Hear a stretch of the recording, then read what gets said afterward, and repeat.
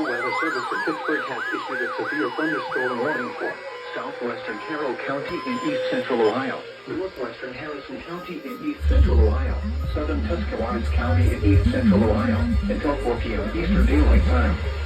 At 3:15 p.m. Eastern Daylight Time, a severe thunderstorm was located 5 miles northeast of Newcomerstown, or 11 miles southwest of Rickettsville, moving east at 30 miles per hour.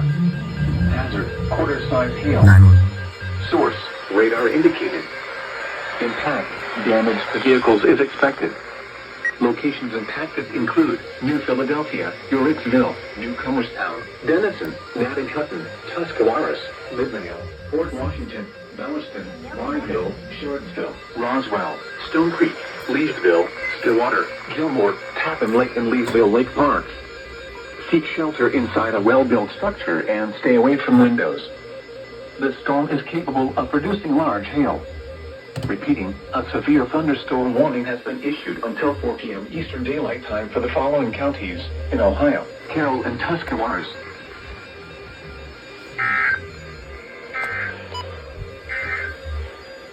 This is no weather.